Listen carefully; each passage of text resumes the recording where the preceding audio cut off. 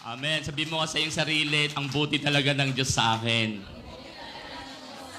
Okay, amen. Sabihin nga natin, God is good all the time.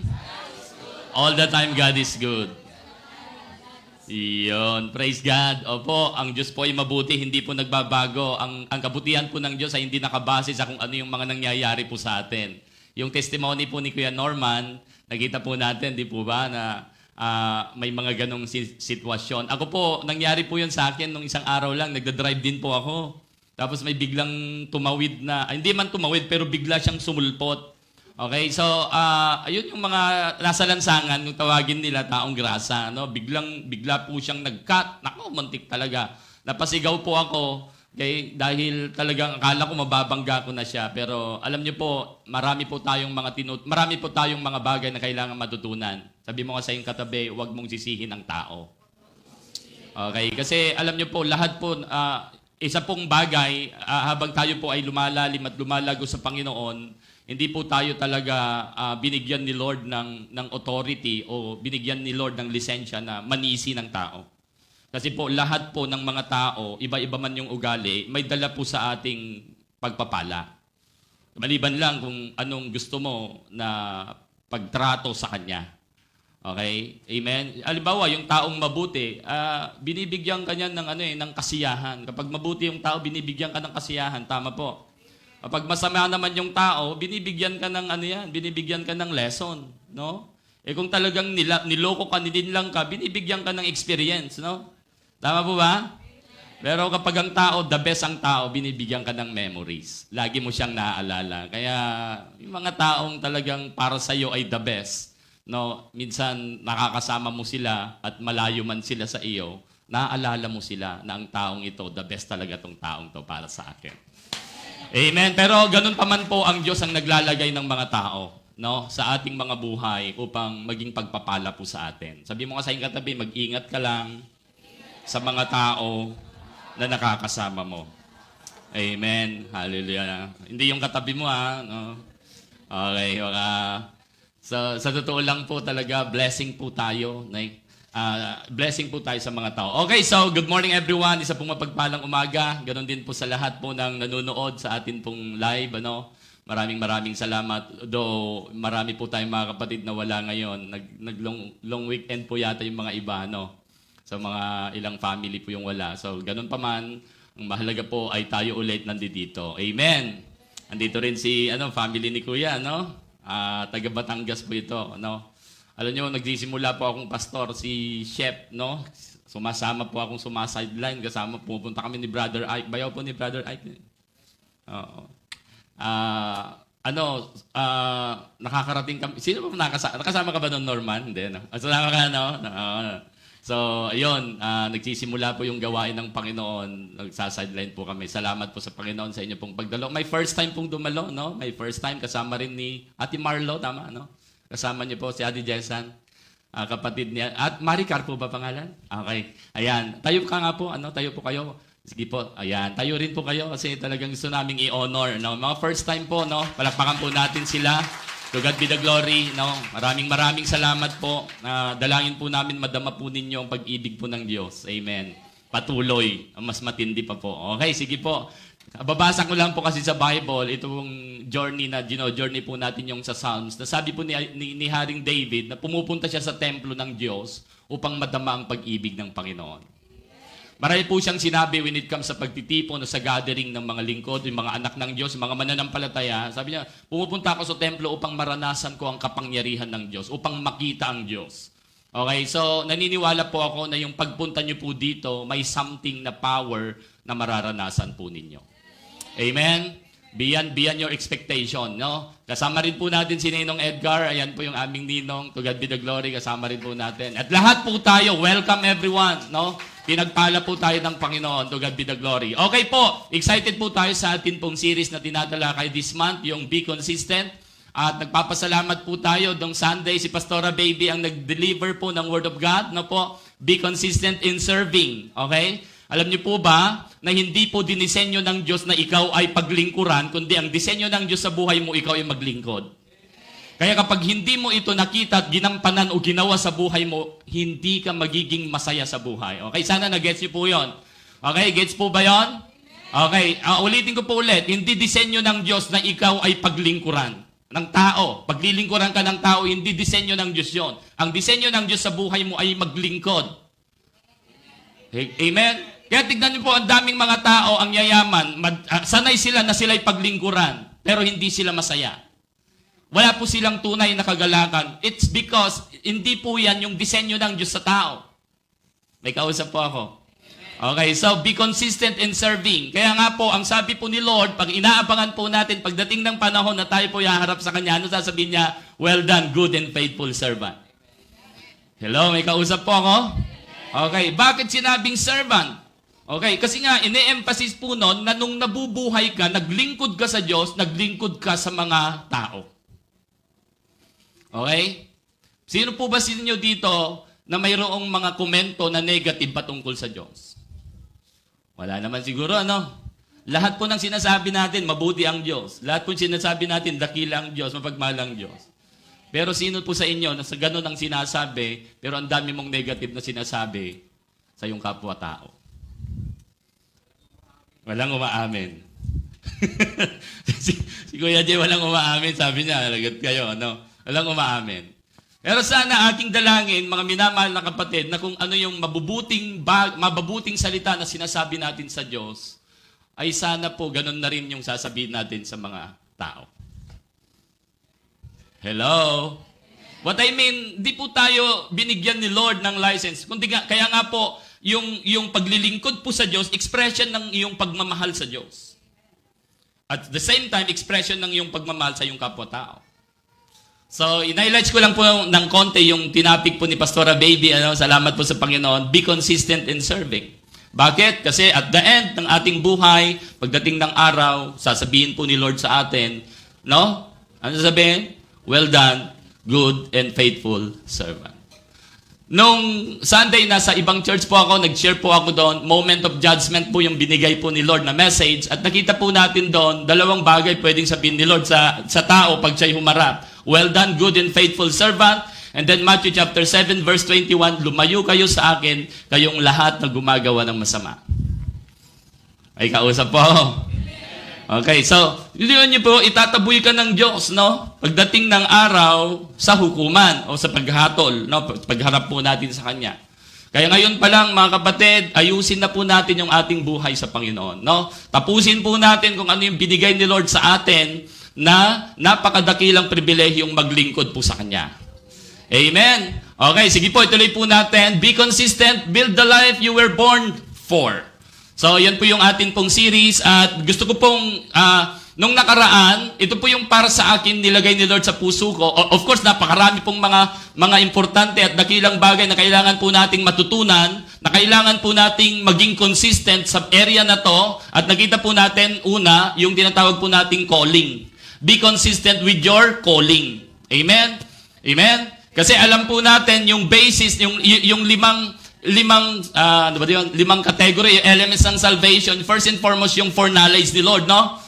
Foreknowledge, second is, predestination. And then sumunod ay, calling. And then sumunod ay justification. And then sumunod is, sanctification. Di po ba? Ganun po yung flow ng ating kaligtasan. So, ang tao na ligtas, syempre, nakita po natin yung tinatawag nating foreknowledge. No? Alam niyo po, ang Diyos, wala pa tayo, wala pa ang tao, alam na niya, natatanggap ang taong ito, susunod kay Jesus o hindi. So, ang tawag po nun ay, foreknowledge. Foreknowledge. No? Second is predestination. Binanggit ko lang po yon kasi nga, kung titignan po natin, ang tinatawag nating foreknowledge, at saka yung predestination, gawain po ng Diyos yan. Yung calling, of course, gawain din ng Panginoon, pero we need to respond. Ito pong foreknowledge ni Lord, ibig sabihin ng foreknowledge, ay alam na niya. Tayo kasi, hindi natin alam yung mga mangyayari inaharap. Pero ang Diyos, alam na po niya lahat. Pati yung mga nasa malayo pa, alam na niya. Yung parang ganito na lang kasimple, yung laman ng isip mo, alam niya. Laman ng puso ko, alam niya. Yung mangyayari sa'yo, alam niya. So, ganun po yung foreknowledge. Kaya, hindi pa nililikha, wala pa tayo, fetus o hindi pa tayo nabubuo, hindi pa nilikha ang mundo, alam na niya na ikaw ay tatanggap sa kanya at susunod. Okay, naiintindihan mo natin? So, foreknowledge po, predestination o predestined, talagang ito na yung destination na nilagay sa'yo ng Panginoon. Kaya nga, tayo ng mga mananampalataya, sinabi ko po sa inyo dati na more on, no, dahil, halimbawa, sabi ni Lord, predestination, dito ka na sa akin. So, predestined na niya ang bawat tao na ang kanyang, itong taong to pupunta sa kaharian ng Diyos. So, nandito tayo sa mundo, nagjo-journey tayo, naglalakbay. Kaya nga, more on, lahat ng prayer po natin ay dapat naka-align doon sa disenyo ng Diyos sa atin. Naintindihan niyo po? O, kaya nga, kapag iba yung nangyayari sa atin, walang kinalaman doon sa calling o pag tinatawag na yung predestination ng Panginoon sa atin, nagiging baggage yon, nagiging hinders, nagiging pabigat sa ating journey. Kasi wala naman tong kinalaman doon sa disenyo at plano ng Diyos sa atin. Hello? Okay. So, binanggit ko lang po yan kasi nga, sumunod po yung tinatawag po nating calling. At yung calling, you need to respond. Kailangan mong mag-respond.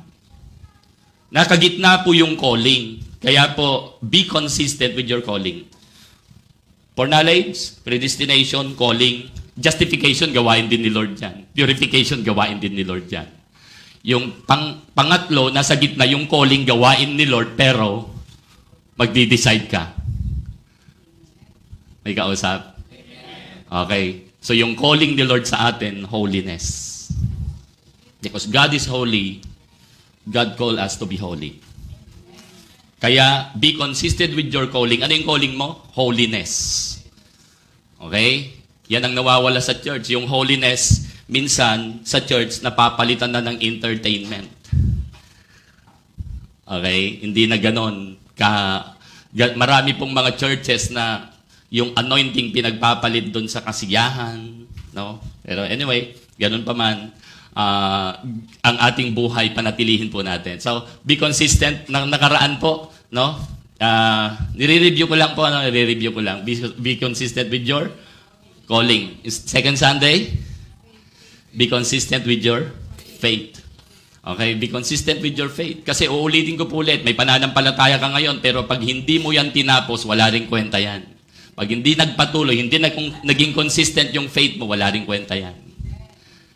Okay? Okay?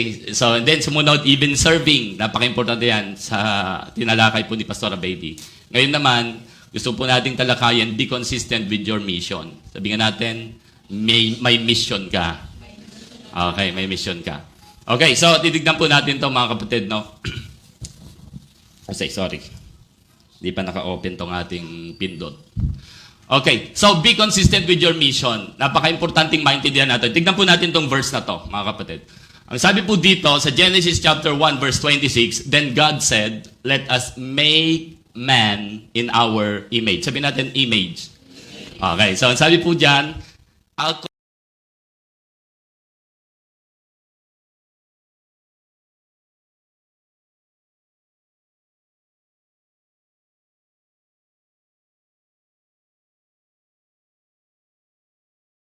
and all the wild animals, and over all the creatures, sabi po yan, that move along the ground. Okay, tignan po natin itong verse na to. Verse 27. So God created mankind in His own image. In the image of God, He created them, male and... nakailan po yan? Ang nilikha po ng Diyos, lalaki at babae. So, malinaw po yan. Deal po tayo dyan. He created them. And then next verse, verse 28. Ang sabi po dito, God blessed them. Hindi ako naniniwala, ewan ko lang kung naniniwala ka, okay, na hindi ka, ikaw yung taong hindi pinagpala. Naniniwala ako, ikaw at ako ay pinagpala ng Diyos. Bakit tayo naniniwala? Yan po sinabi po ng Diyos. Kaya kapag maraming mga taong pariwara at sa tingin natin hindi pinagpala, sila ang may kasalanan po noon. Okay, sabi ng Panginoon, God blessed them and said to them, be fruitful. And ano pa? And multiply. Ano pa? fill the earth and subdue it. Rule it. No? Sabi po doon, take control, in charge, yung subdue. Ano po? Punuin. No? So, kung ano man yung mga ano dyan, lupigin. Kasi mayroon silang power and authority. Next, have dominion over the fish and the sea and the birds in the sky and over every living thing that moves in the earth. Yan po yung ating tatalakayin po ngayon. That's, sa oras po ito, excited po tayo na ang Diyos ay patuloy na mangungusap, magre-reveal. Amen. Sino pong excited? Okay, so parang yung mga iba yata, hindi yata excited. Uulitin ko po ulit, lagi ko pong sinasabi po ito. Yung salita ng Diyos na binabasa natin, kung binibigyan mo ng 90% o 100% na value yung power ng Word of God, yun din ang matatanggap mo. 90% o 100%. Pero kung yung Word of God na binabasa po natin, lupay-pay ho tayo, wala tayong alab at init, hindi mo mararanasan. Amen? Okay, sabi mo sa iyong katabi, hindi Word of God ang may problema. Yung puso mo yata. Okay, amen po ba? Amen. Praise God. Kasi napaka-importante, ano po, na ang salita po ng Diyos, wala pa rin akong nakita na alam niyo po, sa totoo lang, ang Diyos ay, ang salita ng Diyos ay hindi boring. Okay? Hindi po boring. Amen? Yan po yung buhay, yun po yung nagpapalakas, no? Even like, halimbawa, yung worship, tatlong bagay ang lagi kong natatandaan kapag ako'y nag-worship sa Panginoon. Unang-una, sabi po ng Bible, yet you are holy, but you are inhabit to the praises of your people. Ano ibig sabihin nun? Kapag nag-worship po tayo, inaabangan ko yung presensya ng Diyos na bumaba. Nag-expect ako na yung presensya ng Diyos mararanasan ko. Sabi mo kasing katabi, ganun ka rin ba? Okay. Yes, ang sabi nga, yet, oo. Sabi ni Haring David, oo nga, Lord, sabi niya, banal ka, pero kapag kami nagpuri sa'yo, bumababa ka. Hello? Amen. Pangalawa, you will become whom you worship. Kung totoo ang Diyos, pinupuri mo, nagbabago ka, nagiging katulad ka ng Diyos. Hello? Okay? Amen? Okay, pangatlo, ito personal ko lang po ano. Pangatlo, ako'y naniniwala na kapag ako'y nagpupuri, umaalab, lumalakas, sumisigla ako. Ibig sabihin, ay binibigyan ako ni Lord ng assurance, confirmation sa kanyang salita na ano man yung challenges na pwede kong madaanan, pagtatagumpayan ko, tiyak yan. Amen. Kasi sabi nga nila, sometimes kapag tayo nag-worship, ano yan, warfare yan. Sabi nila, di po ba, prayer, warfare yan. Di ba? Pero makikita mo yan, ano man yung challenges, halimbawa, dami mong problema ngayon, gulong-gulo ka, dahil mong iniisip kung saan-saan yung mga pumupunta yung isip mo, although nandito ka, pero yung focus mo wala dahil may mga challenges, may mga testing. Pero once na nag-focus ka kay Lord, sinisigaw mo, Jesus, dakila ka, ikaw dakila. Naniniwala ako, amen, nabibigyan ka ng kapayapaan, kagalakan at tagumpay. Amen. Hallelujah. Uulitin ko po ulit, ikaw na ay anak ng Diyos. No? Sino po'y dumalo sa atin nung Friday? Yung Friday natin. Pinag-usapan po natin, alam niyo po, ang mali lang po talaga sa atin, kahit minsan, bigyan ko lang ng bago tayo pumunta dyan, bigyan ko lang. Kasi nga, ang sabi po ng Panginoon, Matthew chapter 4 verse 17, repent for the kingdom of God is at hand. Repent for the kingdom of God is at hand. Uulitin ko po, ito po yung nakita ko. Maraming mga Kristiyano na nagsisi sila dahil upang sila ay patawarin. Tama rin naman yun eh. Di po ba? Tayong lahat makasalanan. Nung nagsisi ka, ano yung parang unang nasa isip mo? Yung patawarin ka ng Panginoon, tuwang-tuwa ka na. Di po ba? Pero alam niyo po ba na ang Diyos, given po na ang Diyos ay magpatawad? Given na po yun. Amen? Basta't ang tao humingi ng tawad, ang Diyos magpapatawad. Tama po, given na po yun.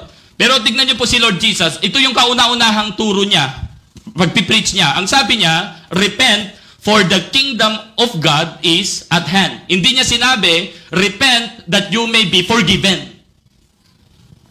Hello? Hello? Ang sabi niya, repent, bakit? For the kingdom of God is at hand. Ibig sabihin po niyan, ako halimbawa si Jesus, dala ko yung aking kaharian sa sino mang magsisisi, no? Halimbawa, si Ate Emily nag-repent, I will give you the kingdom. The kingdom of God is at hand. Nasa kamay ko na. Ngayon, kapag ang tao nag-repent, the kingdom of God is yours. Ibig sabihin, ikaw ay kabilang nasa kaharian ng Diyos. Kaya kapag ikaw at ako'y kabilang nasa kaharian ng Diyos, ang bawat nangyayari sa mundo, sa buhay mo, hindi ka dapat tumugon o mag-response sa makamundong pamamaraan. Dapat ang response mo ay kingdom perspective. Sabi mo kasi yung katabi, kaya nahihirapan ka eh. Oh. Di po ba?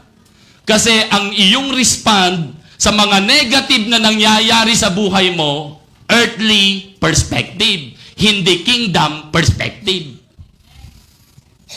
May kausap. Amen. Hallelujah. Okay. So, in-example ko lang po kasi, ito po ang binigay po sa atin ni Lord, dominion. Okay? Dominion. Okay? Okay. Handa na po ba tayo? Okay, tignan po natin to mga kapatid. So, ito po yung verse na to, no? Verse 15, Genesis chapter 3. Idagdag po natin to. Sabi po dito ni God, and I will put enmity between you in the woman. Ang context po nito ay nagkasala na ang tao. Ito yung tatlong to, nagsisisian na Adan, Eve at saka si serpent, nagsisisian na sila. Nagtuturuan na what I mean. And then ito po yung ginawad ni Lord na parusa doon po kay serpent o si Satan na nag-anyong ahas. And between you, sabi diyan, between your seed and her seed, okay, he shall bruise your head and he shall bruise his head. So, kita po natin yan. Dinagdag ko po yan kasi kasama po sa ating pag-uusapan. Okay, so, eto po ang unang-una, mayroon pong tatlong importanteng bagay na dapat po nating makita dun sa verse na binasa po natin. Sabi nga natin, tatlo. Sabi mo sa katabi, tatlo yun. Okay. So, there is three important things I need or we need to know from God about me and about you. Amen? So, ano kaya yon? Unang-una, nakita po natin dito, no? Sorry. Yan, sobra. Unang-una, God's purpose. Sabi mo God's purpose. Okay, sabi nga po natin, God's plan. Sabi natin, God's promise. Ayan, yung tatlo na yan, kailangan mong makita, maintindihan, upang ikaw at ako ay maging consistent doon sa mission or pag sinabi nating mission, seems like, halintulad po yan ng assignment. Okay? Tandaan nyo po, mga kapatid, nung nilikha po ng Diyos si Adan at Eva, inilagay niya sa garden ng Eden na mayroon pong assignment or mission. Kaya ang tao, ikaw at ako, nung nilikha po ng Diyos, kagaya ni Adan at Eva, mayroon kang mission. Mayroon kang assignment. Okay? So, unang-una, tignan po natin dyan yung purpose ni God.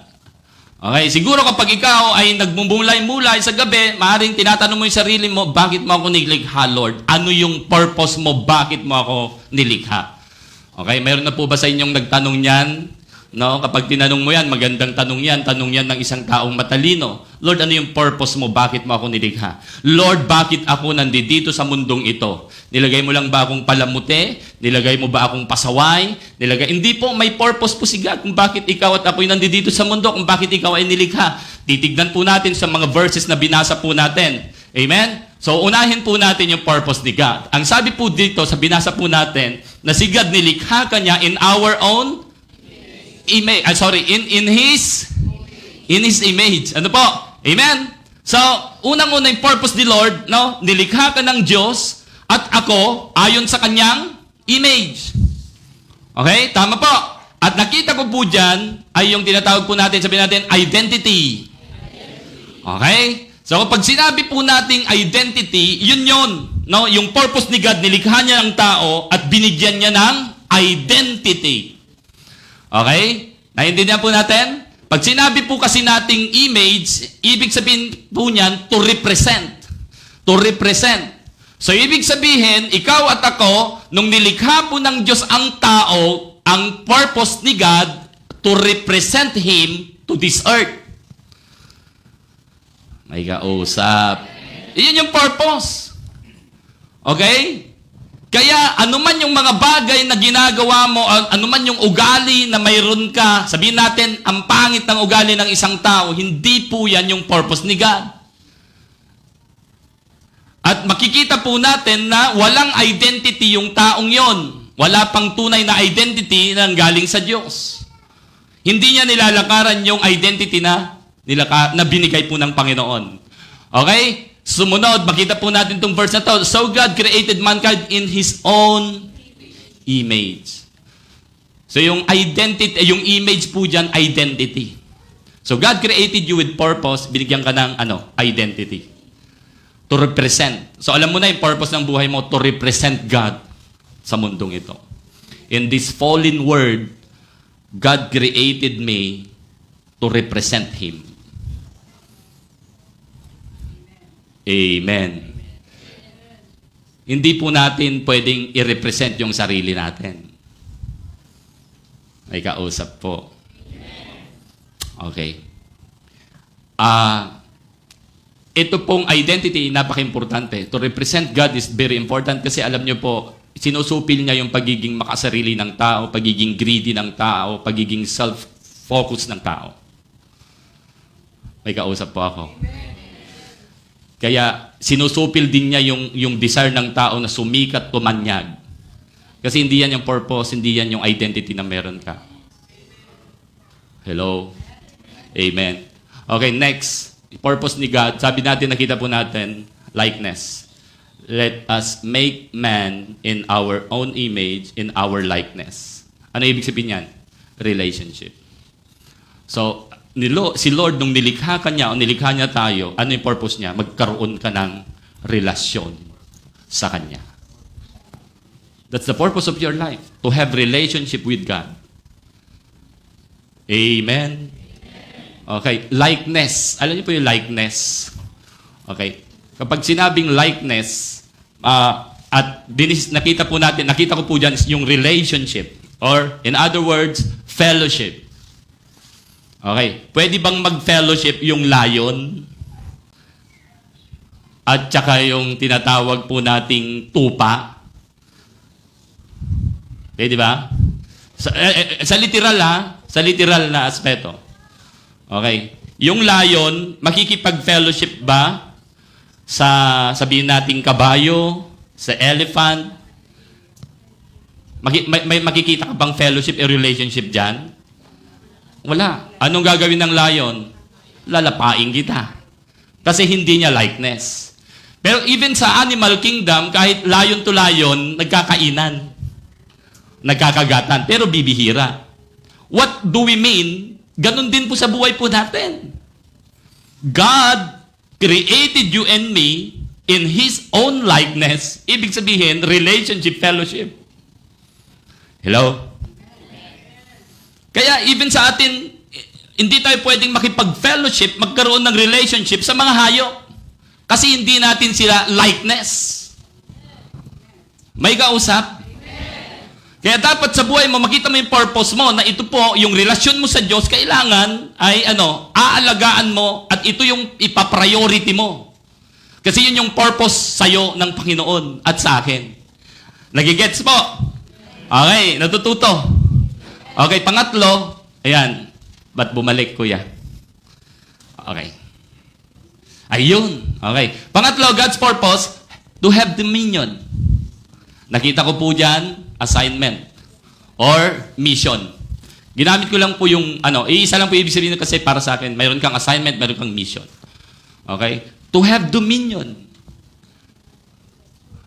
Ulitin ko po ulit, nilikha ka ng Diyos, hindi upang lupigin ng kaaway, kundi ikaw ang magde-destroy sa kaaway. Bigyan ko lang ng konting background to. Alam niyo po ba, pero nung dinala po ng Diyos si Adan at Eva sa Garden ng Eden, napakagandang lugar. No? Napakagandang lugar. Pero gusto kong sabihin sa inyo, imagine niyo po ito, paglabas mo sa Garden ng Eden, ibang usapan yon.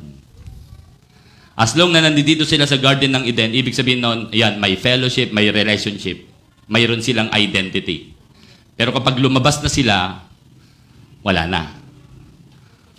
Magkakagulo ang kanilang buhay. Amen? Kaya tignan mo yung katabi mo, magulo ang buhay kasi malayo siya sa Diyos. Hiwalay siya sa Panginoon. Hindi, joke. Okay. Joke lang. Amen. Hindi, ano yung essence nun? Ang taong malayo sa Diyos, tignan mo na lang ang buhay niya. Pero kapag the more na nandoon sila, tignan niyo po, nung nawala na sila outside the garden, ano nangyari? Naghirap ang buhay ni Adan at Eva. Ano yung pumasok? Sakit, karamdaman, problema, lahat na. Hello? O, di po ba? So, ngayon, makita po natin na si Satan, no, nagkaroon na ng fall sa langit. Nagrebelde na po si Lucifer. So, ibig sabihin, pinalayas po siya, wala siyang dominion, wala siyang authority, wala siyang power. May kausap po. Ang tao may power. Hindi pa nagkakasala si Adan at Eva. Si Satan, gusto niya nang magkaroon ng power and authority. Kasi wala na siyang power and authority kasi nga, napalayas na po siya sa heaven. Kaya ang pinuntirya po niya ay ang earth, ang tao. Ang tao ano? Mayroon siyang dominion. Mayroon siyang power, mayroon siyang authority. Sino nagbigay? Ang Diyos. Ang Diyos, kapag ang Diyos ang nagbigay, hindi pwedeng kunin ng sino man maliban kung ito'y iyong ibigay. Hello? Kaya anong nangyari? Pumunta ba si Satan sa Garden ng Eden na kung saan teritory ng tao, si Adan at Eva, na mabagsik, mayabang, at pinilit ba niya ang mga tao, ang tao? Hindi. Bakit? Alam ni Satan, wala akong authority at power sa tao. Sila meron, ako wala. Kaya ang ginawa niya, tinukso niya ang tao. Hello? Inalokan niya ng kung ano-ano. Tinwist niya yung salita ng Diyos at nakuha niya ang power at authority. Ang tao nawalan na ng dominion. Okay. Pero again, titignan po natin. Yan yung purpose ni God. Okay. Tignan po natin dito. Yung purpose ni God, una, identity. Next, relationship. Ano pa? Assignment or mission. Okay. Tandaan niyo po, ang topic din natin, be consistent with your mission. So, alam natin yung story. Anong nangyari? Nag-fall ang tao. Ang tatlong ito nawala. Nag-fall. Nagkasala. Sumuway si Adan at Eva.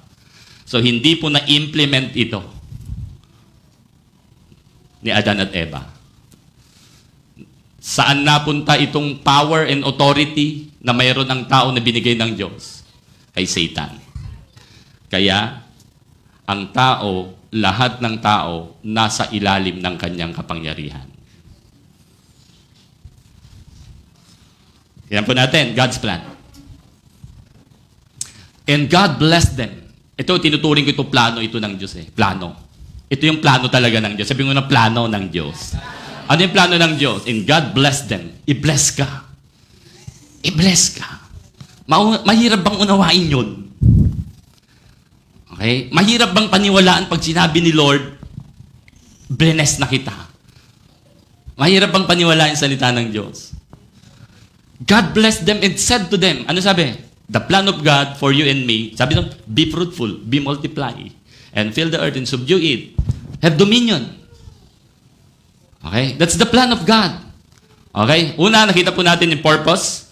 Pangalawa, yung plano. No? The original commission. Ito po, yung titignan po natin, kasi meron siyang original commission at mayroon pong tinatawag nating restored commission. No? Restored commission. Mamaya makikita po natin. Tignan muna natin to.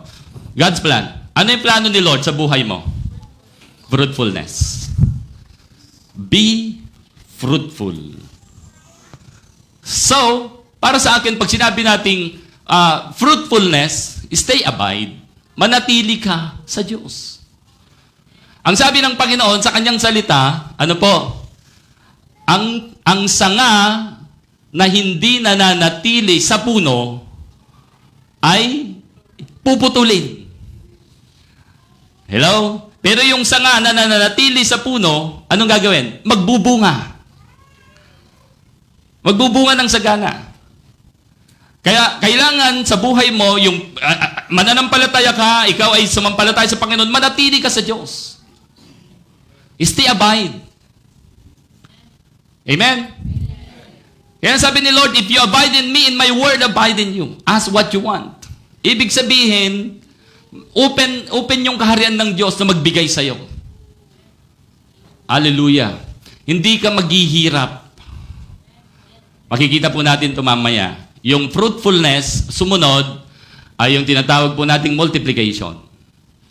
Gusto ko pong sabihin to, explain ko lang ng konti, multiplication. Be fruitful and multiply. And of course, yung multiplication po dyan, kasi dalawa pa lang silang tao, no? Ay dumami yung tao. Tama po. Pero sa literal na meaning, of course, yan po yung intended meaning na sinasabi ni Lord. Kasi Adam and Eve pa lang eh. Okay? Kaya, ang sabi ni Lord ay, be fruitful and multiply. Dumami yung tao, kasi dalawa pa lang sila. So, nakita ko po dito, need one another. Okay.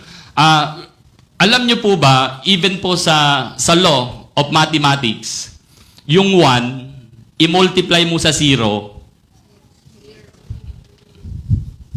0.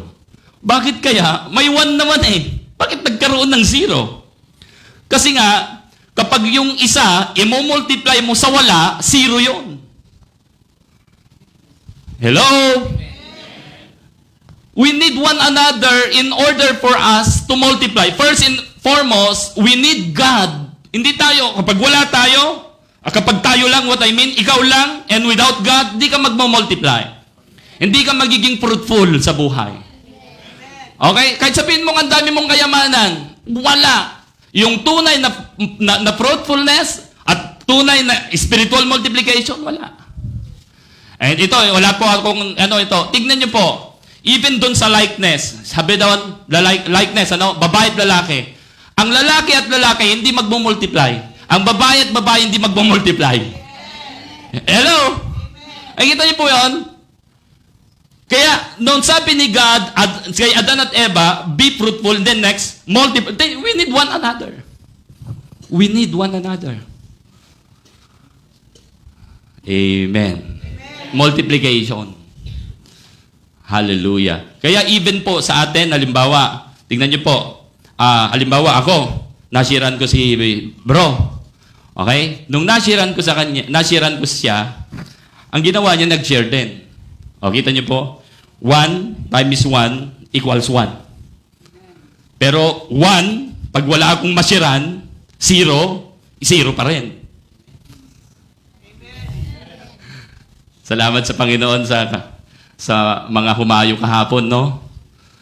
Praise God sa mga evangelism team natin, no? Humayo po sila kahapon. Ibig sabihin, it's a proper way na disenyo ni Lord to multiply yung mga mananampalataya. Sabi mo sa katabi, kaya i-share mo si Jesus. Okay. So, kita nyo po ano yung plan ni Lord? Fruitfulness. Ano yung plan ni Lord? Multiplication. So, in literal, spiritual, yan po yan. We need one another. We need one another. Okay? Walang mangyayaring multiplication kapag wala yung tulong ng isa't isa. Okay, next. Makikita po natin yung pangatlo, dominion. Expressing it through love. No? Yung paghahari o yung to rule over na binigay po ni Lord sa atin, pamamahala, ay talagang pag-ibig ang dahilan. Kaya nga, ang Diyos ay pag-ibig, kaya kailangan yung expression ng love ni Lord sa tao, ma-impart sa marami pang mga tao. Dominion. So, ibig sabihin, pag dominion, si Satan, walang authority at power sa buhay ng isang taong binigyan ng dominion ni Lord. May kausap po ako? Okay. Next. Tignan po natin to. Nakita po natin, no? So, eto po yung God's promise. God's promise. Ang promise ni Lord, I will put enmity. So ano po nangyari? Yung scenario, God's purpose, God's plan, ang gaganda. Magaganda po ba? Magaganda po? Pero ano nangyari? Hindi nag-prosper. Dahil si Adan at Eva, ang tao, nagkasala. Hindi na-implement, hindi na isa katuparan. Pero, may promise si Lord. Ano yung promise ni Lord? Eto. I will put enmity between you in the woman. So ito, after nang malin lang ang tao, madaya na ang tao. Pero sabi ni God, kay serpent, which is Satan, sabi niya, I will put enmity between you and woman. And between your seed and her seed. Okay? Yung binhi mo at binhi niya. Okay? Pero yung binhi ng babae, dudurugin niya ang ulo mo. Sabi ni Lord. At yung binhi mo naman, tutuklawin niya yung sakong. Pero anong mas maganda? Ano ang makita niyong mas may power at authority? Yung dudurog sa ulo o yung tutuklaw sa sakong? Di po ba? Okay? Amen? Hallelujah. So, ito na lang po kasi ang mangyayari para bang sa scenario, bite back na lang to eh. Itong tutuklawin niya yung sakong mo, bite back yan eh. Pero nauna na binigyan ni Lord ng authority ang tao, no, sa seed ng babae na naapakan ang ulo, durugin ang ulo ng kaaway. Palakpakan po natin ang Panginoon. Hallelujah. Ang hina naman ng palakpak natin. Hallelujah! Amen. So nakita ko po itong verse na ito, promise. Promise. Ang nilalaman po ng word na yan, pangako. Ang tao nag-fall pero may promise si God. Kapatid, hindi ibig sabihin hindi ka nag-prosper, hindi ibig sabihin na may mga failures, ang dami mong failures sa buhay. Hindi ibig sabihin na wala ka ng pag-asa. Uy, may promise si Lord sa'yo. Amen. Hindi ko po alam ang mga pinagdadaanan po natin ngayon. Pero alam ko, may promise si Lord sa'yo. Amen. Okay, ano yung promise ni Lord? Tignan po natin to. The God of peace will soon crush Satan under your feet. The grace of our Lord Jesus Christ be with you all. Buti na lang yung habag ng Diyos masagana. Nanatili na yung kanyang pangako, kanyang tutuparin. Amen. Kaya yung mga prayer nyo po, na patuloy nyo pong pinagpipray at hanggang ngayon ay wala pang kasagutan, huwag kang manghinawang mag-pray. Amen. Hallelujah. Dahil naniniwala po ako na yung grace ni Lord, pagdating ng araw, sasagutin niya po yan. Na araw na kung saan kanyang itinakda. Praise God. So ano po yung promise ni Lord sa atin? Unang-una, makita po natin dito, no?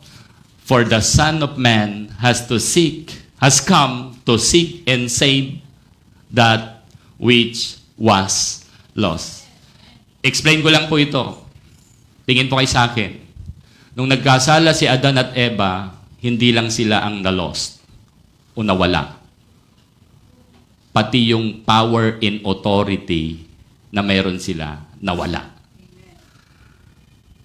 Kaya anong sabi po ng Panginoong Jesus sa kanyang salita? The Son of Man, Jesus Christ, has come to seek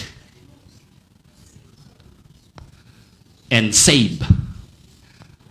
Tignan niyo po yung word hindi niya sinabi to save who was lost. Kundi ang sabi niyan, that which was lost. Ang tinutukoy niyan yung authority, yung dominion na nawala sa tao. Kasi automatic, given na ang tao naligaw, bumagsak, nag-fall. Ang punto po dito ni Lord, hindi lang niya i-restore yung tao na na-lost, i-restore din niya yung power and authority na nawala. Hello? Bakit hindi tayo magiging consistent sa mission, purpose, plano ni Lord sa buhay natin without that restoring the power and authority na binigay ng Diyos sa iyo at sa akin sa pamamagitan ng Panginoong Hesukristo. Palakpakan po natin ang Panginoong Jesus. He is our restorer. Amen. Kaya anuman, hindi lang repair ang ginagawa ni Lord, nagre-restore po siya. Kaya huwag kang magsawa, kapatid, huwag kang manghinawa, na maglingkod at sumunod sa ating Panginoon. Okay? So dito, pumasok po yung tinatawag po nating redemption. Ano yung promise ni Lord? Redemption. Lahat ng tao makasalanan, pero ang promise ni Lord, redemption. Hello? Okay? Amen? Hallelujah. So, sabi po ng Matthew chapter 6 verse 13, and led us not. Simple prayer na itinuro po ng Panginoong Yesus sa kanyang mga alagad. Our Father who art in heaven, hallowed be thy name. Your kingdom come, your will be done. Alam niyo po yan, ano po? Okay? Elementary pa lang natin. Elementary pa lang ako, yan yung tinurong mga dasal sa amin sa school. No? Lagit. Pero makita po natin yan, yung tinuro ng Panginoon na yan, hindi po ibig sabihin na yan ang lagi mong sasabihin. Ito po yung pattern of prayer. Ano po? Okay, so, and sabi dyan, mayroon pong verse na yon sa 13, and lead us not into temptation, but deliver us from the evil one. Dahil nung tayo nagkasala, alipin tayo ng kasalanan o ng diablo. Kaya ang prayer po na sinabi ni Lord, deliver us from evil one. Redemption. Ang ibig pong sabihin po ng evil sa Greek ay poneros. Sabihin natin, poneros. Yan, ano ba yung Greek ng evil? Poneros. Okay? At yung poneros, saan galing yung word na poneros? Galing sa ponos. Ang Greek word po ng pain or sickness, ponos. Ponos. Saan naman galing yung word na ponos? Nagmula po sa penis. Ibig sabihin niyan, poverty. Tignan niyo po, nakita na po natin yung purpose ng kaaway sa buhay ng tao. Nawala yung authority at power kay Adam at Eve sa tao tayo. Anong napalitan? Anong pumasok? Sin. Anong pumasok? Pain, sickness. Anong pumasok? Poverty. Ano yung plan ni Lord? Fruitfulness. Multiplication. Dominion. Yun po yung nangyari. Tanin mo ngayon katabi mo, nasaan ka dyan? Eto ka ba o ito? Hello? Ikaw usap pa. Kaya kapag hindi ka pa nare-redeem, kapag hindi mo tinanggap si Lord Jesus sa puso mo, hindi ka pa redeem. Hindi pa na-fulfilled yung promise ni Lord sa buhay mo. And until now, hindi mo pa nayuyurakan, hindi pa na-fulfilled yung promise ni Lord na ikaw ang aapak. Dahil ikaw ay seed, binhi ng babae, which is nakita po natin na sinabi ni Lord, na itayo ang aapak through the power of our Lord Jesus Christ. Dudurog sa ulo ng kaaway. Naiintindihan po, mga kapatid. Kay Lord, yung plano niya, fruitfulness multiplication, dominion. Si Satan, evil o sin, pain, sickness, yung poor, poverty. Kita ba natin, no? So, kaya tayo, salamat, wala na po tayo doon. Niredeem tayo ni Lord. Okay? Ano pa yung promise ni Lord? Restoration. Redemption. Another R. Restoration. I will give you the keys of the kingdom of heaven. Whatever you bind on earth will be bound in heaven. And whatever you loose on earth will be loose in heaven. Hallelujah. Matthew 16:19.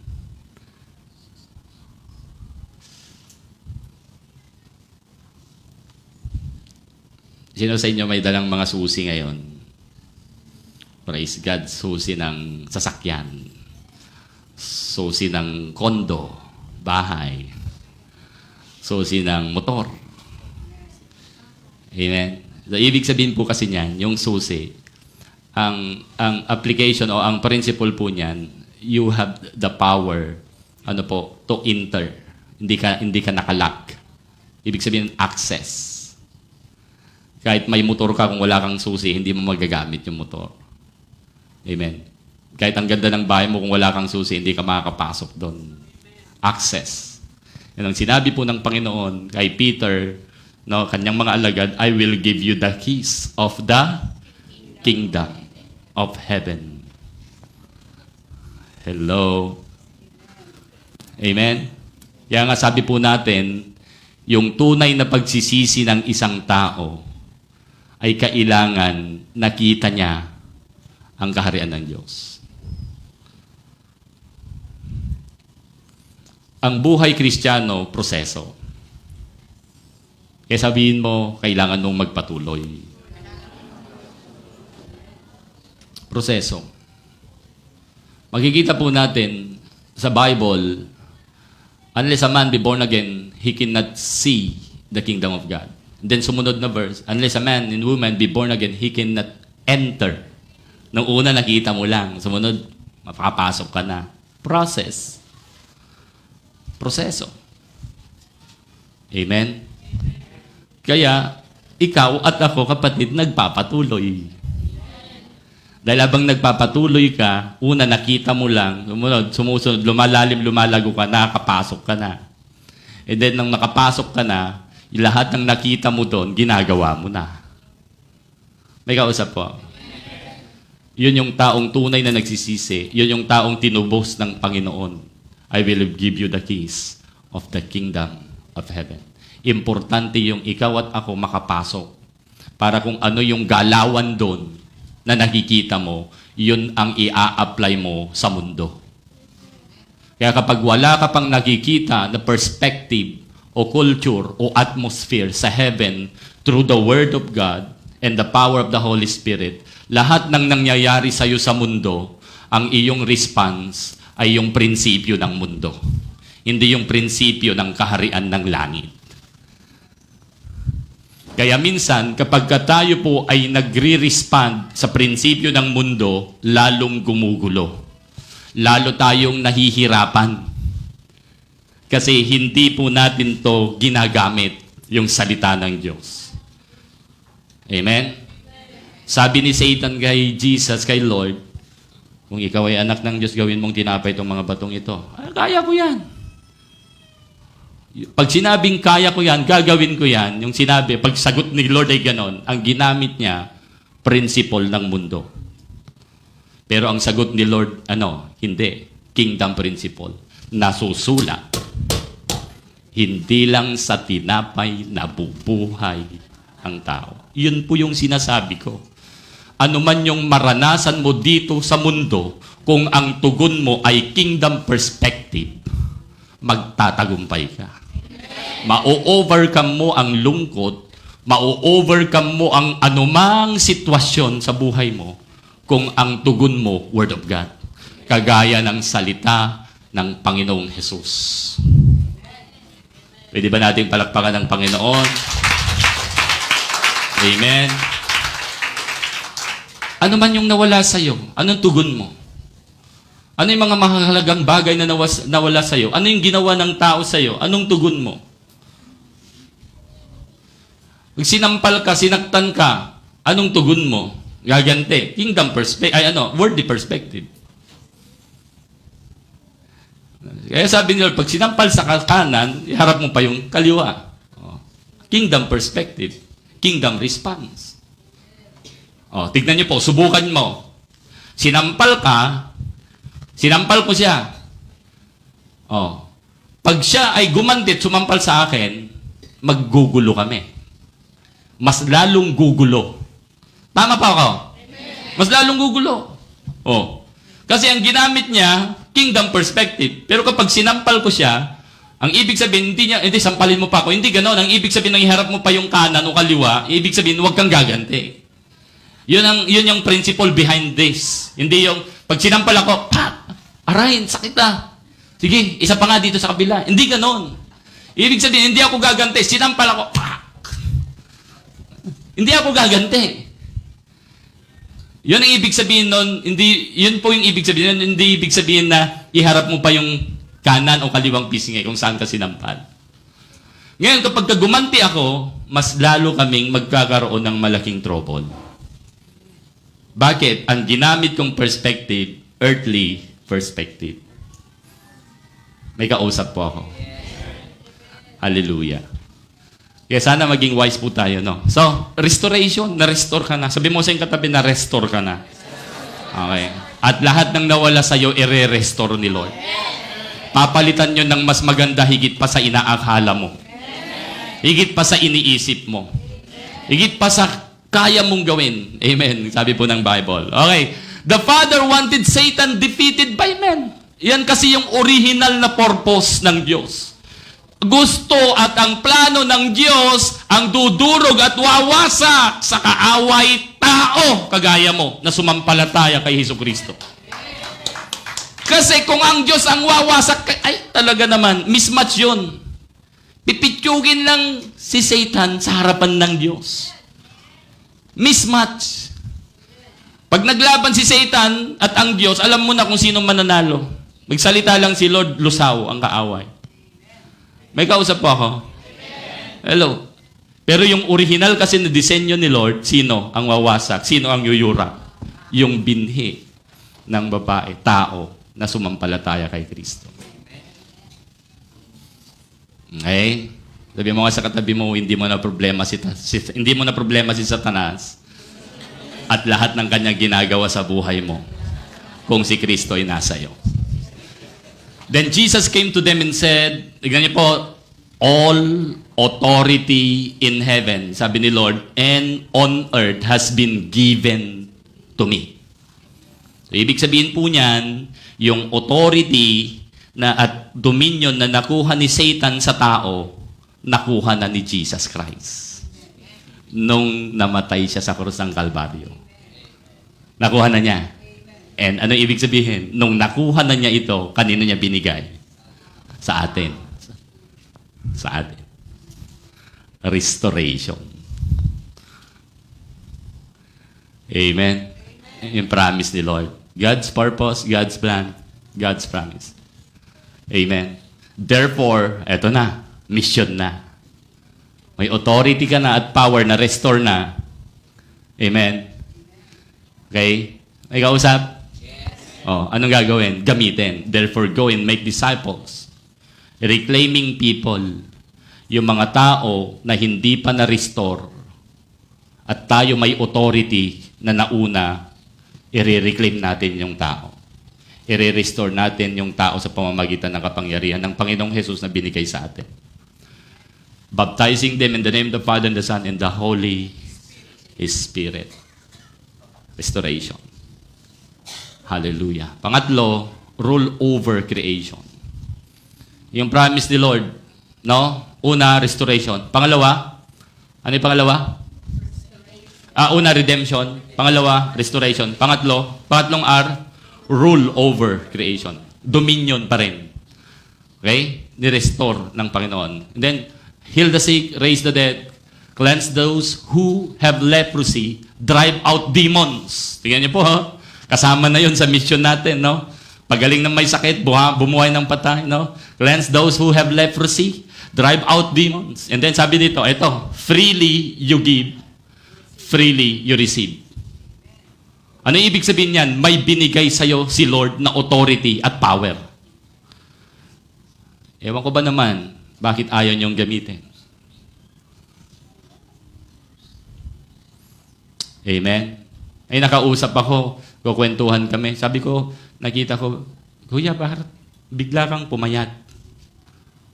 Sabi kong ganun sa kanya. Napansin ko lang, kasi ganito. Pwede ba kitang ipag-pray? Hello? Amen? Ay, opo, sige po. Hello? Kasi, I believe the Word of God. I have power and authority. I have redeemed, I have restored, and even God gave me dominion to heal the sick, raise the dead, cleanse those who have leprosy, drive out demons. Bakit? Tumanggap ako. Sabi ni Lord, all authority of heaven and earth has been given to me. And then sinabi ni Lord, therefore go. Sabi niya, ibig sabihin, Therefore, binibigay ko sa inyo to. At sige, humayo kayo, gamitin nyo. Hello? Bakit? Yun pa rin yung mission natin. Gusto ni Lord maging consistent yung mission natin. Na dati, hindi nag-prosper. Pero salamat sa Lord, ni-restore. Nung na-restore, ayaw mo naman pa rin gamitin. And still, wala pa rin. May kausap po ako. Kaya mga kapatid, ibahagi natin ang Panginoon. Yan yung mission mo, yung assignment mo. Preach the word of God, heal the sick, raise the dead, cast out demons, cleanse the lepers. Bakit? Tumanggap ka eh. May pananagutan ka. Pero sa totoo lang, wala kang pananagutan kung hindi ka tumanggap. Kung hindi ka na-restored, hindi ka na-redeem, hindi ka nagkaroon ng binalik yung dominion, wala kang pananagutan. Pero ang masaklap, paglalaruan ka ng kaaway. Paglalaruan ka ng dyablo. Amen? Okay? At alam nyo po, pagka ang dyablo naglaro sa iyo, hindi po biro. Okay? Matthew chapter 10 verse 8, no? So, nakita po natin, yan po yung tinatawag po natin, commission restored. Nakita po natin sa Old Testament kay Adam at Eve, no? The original commission. Kita po natin? Then, hindi nag-prosper yon. Dumating si Lord Jesus, ni-restore niya. And then, na-restore niya. Kaya sabi niya, therefore, go and make disciples. That's our mission. Mga kapatid, be consistent with our mission. Dahil alam po natin na ito po ang disenyo po ng Panginoon. So, isa-isay na po natin. God's purpose. Identity. Bakit ka nilikha ng Diyos? For relationship. Bakit ka nilikha ng Diyos? For assignment. Nung ulitin natin ulit, ito yung Garden ng Eden. Halimbawa, nung nilagay ng Diyos si Adan at Eva, mayroon kayong assignment diyan. Mayroon kayong mission. Hindi niya nilikha ang tao na walang mission or assignment. Kaya pagdating ng araw, kaya nga mayroon pong judgment. Kasi ang isang highlights po ng judgment ay yung binigay sa'yo at sa akin na assignment o mission o purpose. Okay? I-examine po yun. Kung ginawa mo yun o hindi. Ngayon, kapag hindi mo ginawa, yung assignment at mission na binigay sa iyo ni Lord, mayroon pong karampatang tugon ang Diyos. May kausap po ako. Ano yung plano ng Diyos? Fruitfulness, multiplication, dominion. Hindi ka nilikha ng Diyos na talunan. Hindi ka nilikha ng Diyos na paglaruan ng kaaway. Kaya ewan ko ba naman, konting problema lang, sumusuko ka.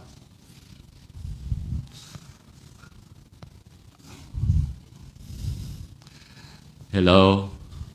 Kunting mga salita lang na naririnig mo, na pang-challenge sa'yo, pang-gising sa'yo, talagang napakabigat na ng dating sa'yo.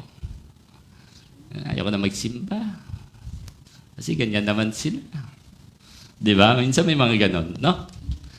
Kapatid, we have power and authority. Ano yung promise ni Lord? Redemption. Nangyari na sa'yo, nirestore ka na, Lord. Yun po yung content na nakita po natin sa Genesis chapter 1, verse 26, 27, and 28. Ito yung kapahayagan ng Diyos na talagang kailangan mong malaman. Ito tatlong bagay na to. Amen? There are 3 things in life that we need to know from God about me, about you. Yung purpose ni Lord, yung plano ni Lord, yung promise ni Lord. Kapag ang lahat ng yan ay sumablay pa rin o hindi pa rin nag-prosper sa buhay mo, sabi ng salita po ng Panginoon, paano yan? Wala nang natitirang hain. Walang natitirang handog. Ang natitira na lang na mayroon, ano yon? Kahatulan. Kaya kapatid, sa oras na ito, huwag mong sayangin disenyo ng Diyos sa buhay mo. Huwag mo itong ipagpapalit sa anumang bagay dito sa mundo. Ulit-ulitin po natin, sabi po ng Bible, heaven and earth will pass away. Heaven and earth will pass away. Makita po natin yung mga matitinding tragedy, trahedya na nangyayari sa iba't ibang panig ng mundo. Patunay na ang Diyos gumigising, unang gigising siya sa mga tao. Hindi lang unbeliever, pati yung mga believer na na-stuck na. Na unti-unti nang nakakain ng sistema ng mundo. Na minsan parang pag nagbasa ng Bible, wala nang excitement. Na minsan yung pagpunta sa church, wala na ring alab, wala nang apoy. Kasi nga, unti-unti na rin napipenetrate ang church ng entertainment, social media. Hello? Ikaw, usap po ako. Yung tipong pag pumunta man sa church, pero parang wala nang excitement, parang lupaypay. Parang pagod na pagod sa mundo. Hello? May kausap pa ba ako dyan? Kaya nga, ulit, mga kapatid, sabi ko nga po, pagdating ng panahon, sabi ng Panginoon, lumayo kayo sa akin. Kayong mga, gumagawa ng masama. Kapatid, ito po yung challenge ko sa inyo. Anong sabi ng Matthew chapter 7 verse 21? Hindi lahat ng tumatawag sa akin, Panginoon, Panginoon, ay papasok sa kaharian ng langit. Kundi yaon lamang sumusunod sa kalooban ng aking amang nasa langit.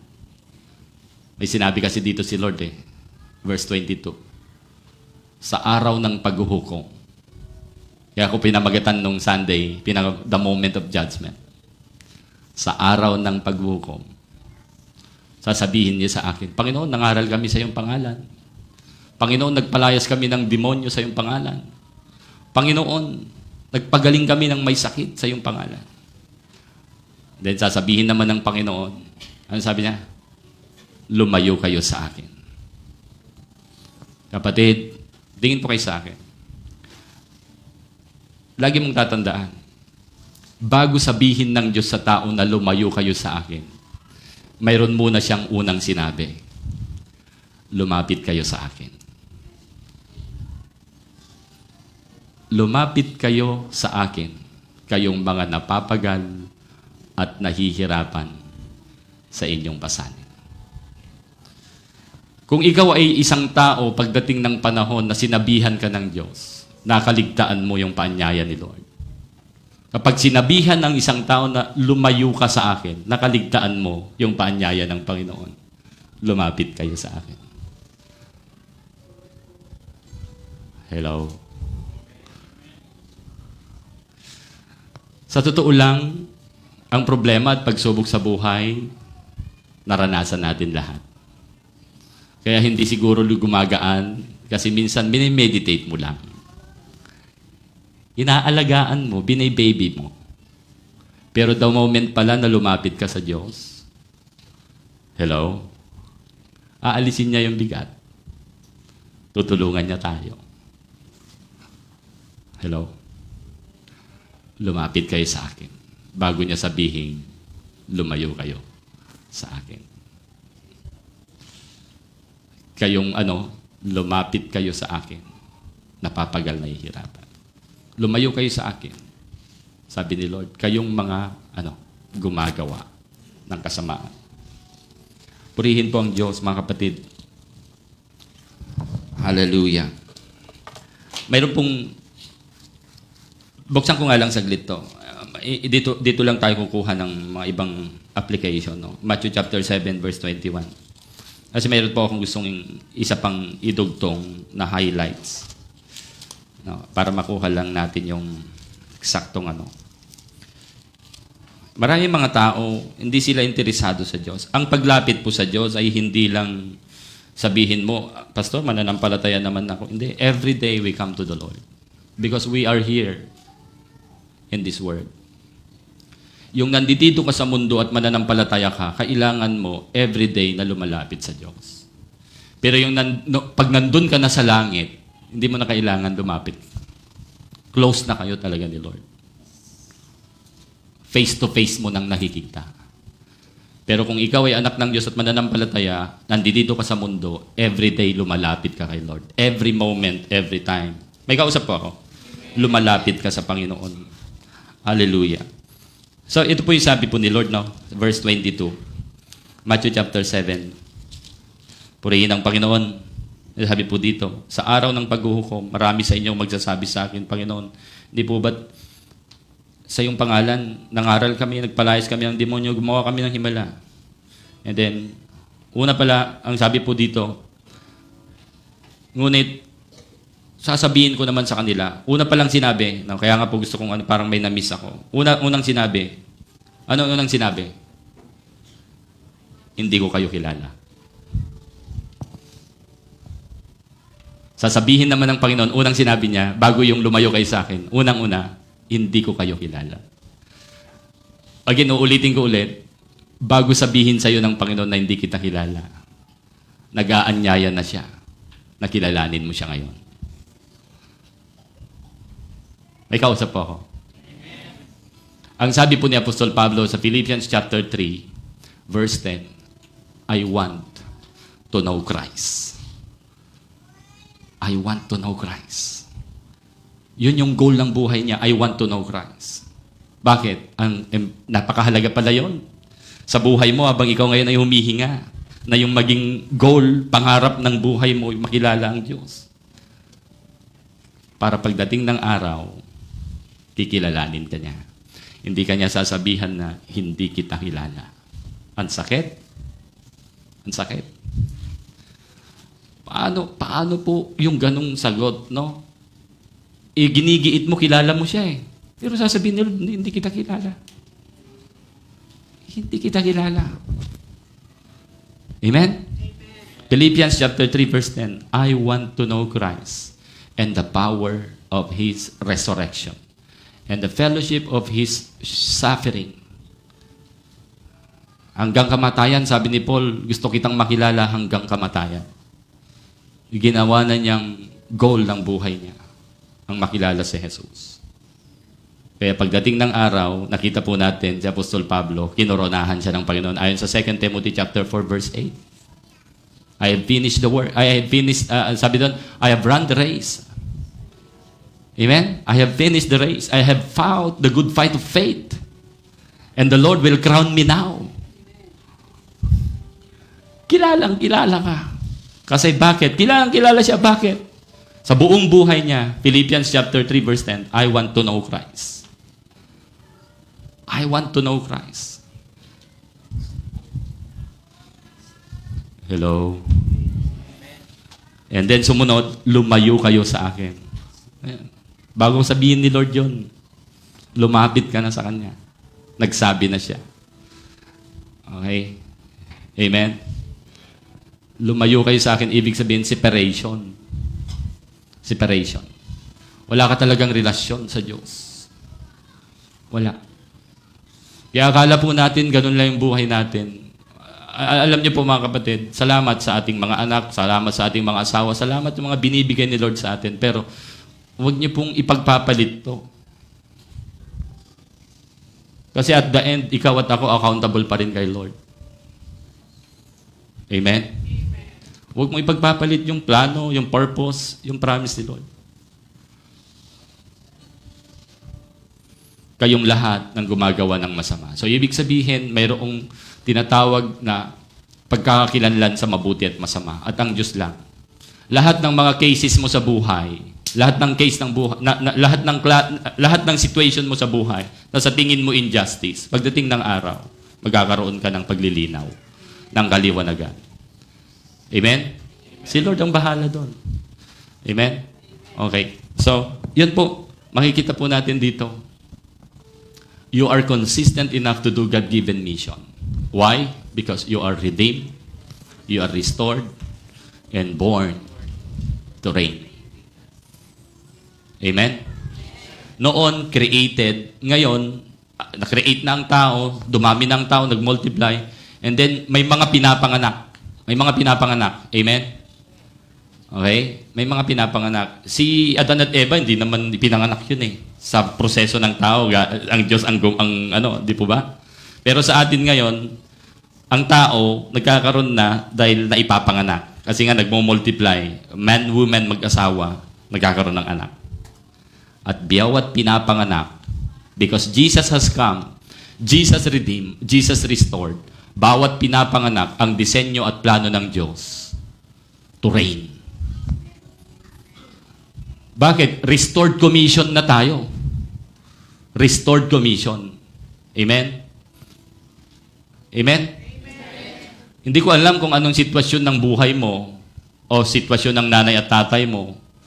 Kung bakit naipanganak ka, maaring halimbawa, para bang sa tingin nila, aksidente lang o ano man. Hindi ka aksidente. Hindi ka aksidente. Hindi ako aksidente. Amen? Dinisenyo ng Diyos na maipanganak ako to reign with Christ. Bakit? Yan ang original na disenyo ng Diyos sa tao. Amen? Pwede po tayong tumayo lahat, mga kapatid. Purihin po ang Diyos. Hallelujah. Always remember God's purpose, God's plan, God's promise in your life. Naniniwala ako na magiging consistent yung mission na binigay po sa atin ng Panginoon. Dahil alam natin na yung Diyos na nagsabi po nito at nagligtas sa atin at nagbigay sa atin ng pag-asa upang makabalik ulit, ma-restore ulit. Hallelujah. Pwede po nating awitin yung awitin kanina. Pasalamatan po natin ang Panginoon. Ikaw lamang ang nagtiwala sa akin. Amen? Mahirap mo bang isipin na pinagtiwalanan ka ng Diyos? Ganito lang kasimple nga, pakinig po kaya saglit. Madaling i-reconcile na ang Diyos, pinagtiwalanan ka niya dahil si Jesus nasa iyo. Hindi pagtitiwalanan ng Diyos ang isang tao na wala pa si Jesus sa kanyang puso. Pero ikaw ngayon, tinanggap mo ang Panginoong Jesus. Si Kristo nasa puso mo. Pinagtiwalanan ka niya ng authority and power. Hallelujah.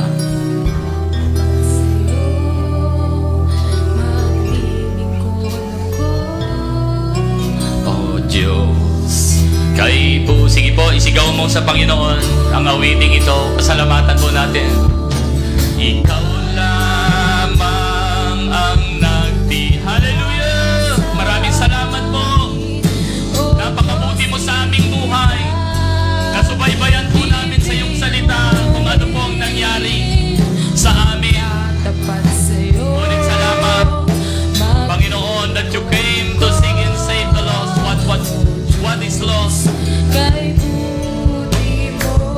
Kung mayroon ka mang bagay ngayon na nararanasan at sinasabi ng Panginoon, anak, kung pinagtiwalanan kita, pagtitiwalanan mo rin ako. Ano man yung sitwasyon mo ngayon, ano man yung pagsubok na dinaranas mo ngayon, ano man yung concern mo ngayon, kapatid, nagtiwala sa iyo ang Diyos. Pwede mo bang pagtiwalanan din ngayon sa sitwasyon na mayroon ka? Ikaw lamang. Ibigay mo sa Panginoon. Ibigay mo sa Diyos.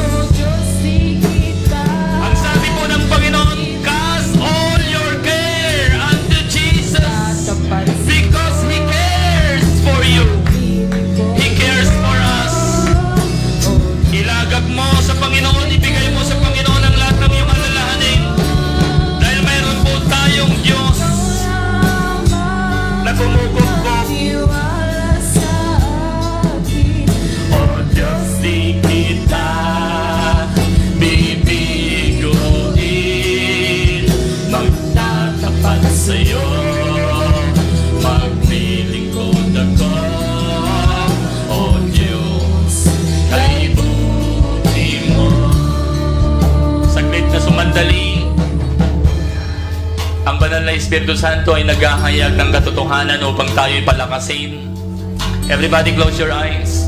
Everybody please close your eyes and receive God's revelation right now. Kapatid, sa oras na ito, ano yung sinasabi ng Holy Spirit sa iyo ayon sa mensahe na napakinggan natin? Maaring sinasabi, anak, sa area nito ng buhay mo, kailangan kong i-restore. Isuko mo sa akin.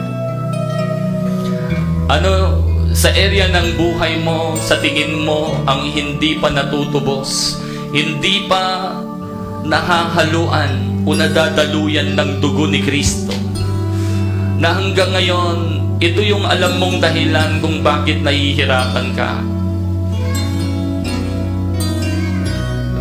Hayaan mong tubusin na ito ng Panginoon. Hayaan mo na si Lord na lang ang mag-take over.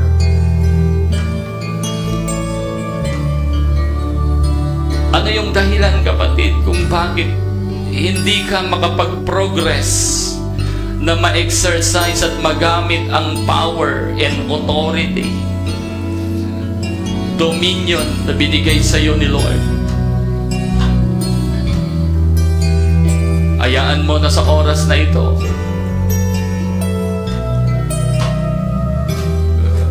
ang banal na Espiritu Santo ay bigyan ka ng kalayaan. Alisin niya ang anumang bagabag, ang anumang takot, ang anumang kalungkutan, ang anumang kagulumihanan na gumugulo, pag-aalala sa isip at sa puso mo. Ayan mo sa oras na ito, nasabihin ng Panginoon, anak, ako naman ang pagtiwalanan mo. Itiwala mo sa akin. Ano man ang nalalanasan mo ngayon.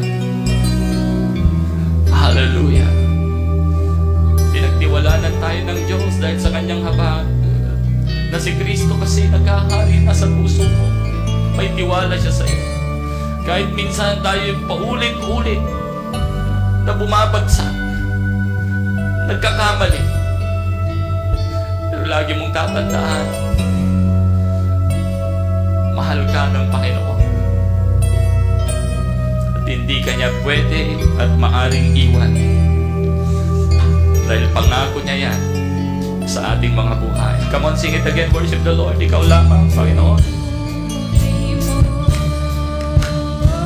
Glory Jesus! Salamat po, Panginoon. Come on, church. Hallelujah. This is your time and your moment. Hindi aksidente na nandito ka ngayon. Ito'y gawa at kilos ng banal na Espiritu Santo na dalhin ka ngayon sa lugar na ito. Pang minsan pa tayong lahat mapagpala sa salita niya. Tayong lahat tumanggap. Tayong lahat ma-empower, ma-restore. Maintindihan mo ang kapangyarihan ng Diyos, ang kanyang salita. Malaya ka na. Malaya ka na. Na-restore ka na. Hallelujah.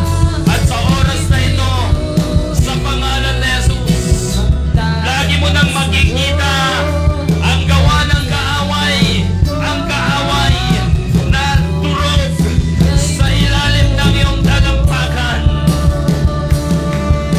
Ikaw lamang ang nagtiwala sa akin, O Diyos, di kita. Yes, Lord. Wala nang kapiguan kay Kristo, lahat magtatagumpay.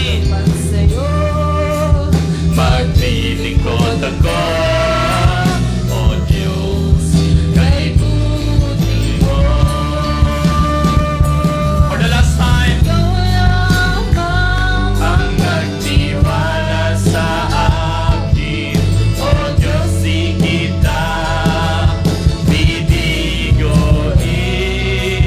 Magtatapat sa'yo, maglilingkod ako, O Diyos, kay buti mo.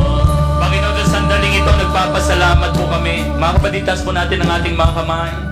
Dakilang Diyos, pinapasalamatan ka namin sa pangalan ni Jesus at sa kapangyarihan ng Banal na Espiritu Santo na patuloy na gumabay sa amin pong lakbaying pag-aaral ng salita mo ng Diyos. Nagbukas ka ng puso, nagbigay ka ng liwanag ng isip, nagbigay ka ng lakas ng kaalaman upang ang salita mo ay minsan pa maranasan namin ang pagpapala, ang kapangyarihan nito. Baguhin kami na kung saan ka nalulugod, baguhin kami na kung saan makikita mo, Panginoon, na ang aming buhay na dinisenyo mo ay lumalakad ayon sa inyong kalooban. nandito kaming lahat, nakataas ang aming mga kamay at patuloy na kumikilala sa inyong kadakilaan, sa inyong plano.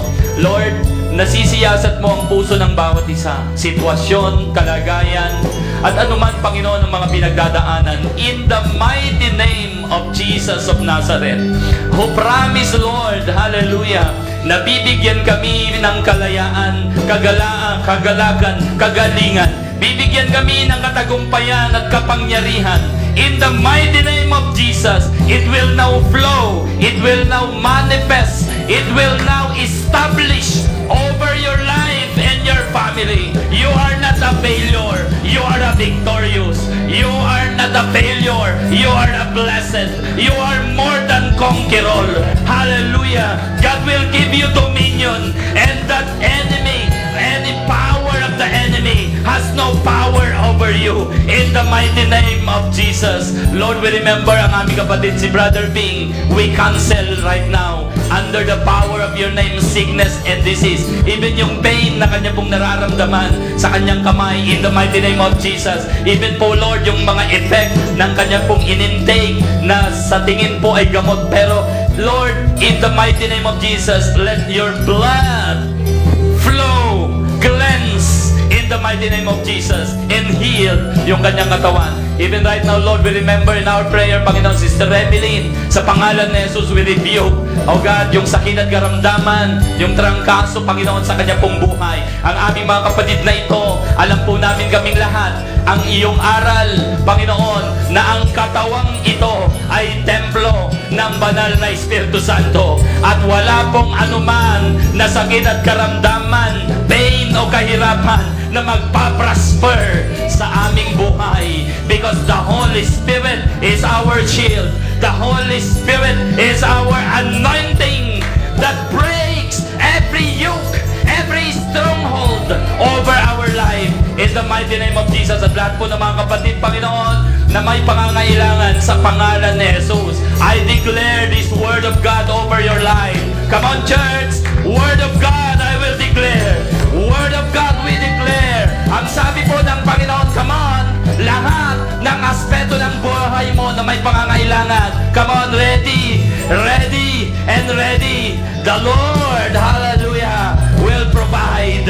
The Lord will provide. Philippians 4:19, hallelujah. Ang sabi ng Panginoon, receive it right now. Hallelujah, hallelujah, hallelujah. And my God, says the Lord God Almighty, according to His word, will meet all your needs according to His riches and His glory in Christ Jesus. Lord, you will be, hallelujah, forever, wherever exalted, and your people will be forever and ever blessed. In the mighty name of Jesus, I speak right now that your life will continually overflow. Hallelujah. At maraming mga tao ang patuloy na makakaranas ng pagpapala sa buhay mo. I pray and I declare that you will be consistent with your mission.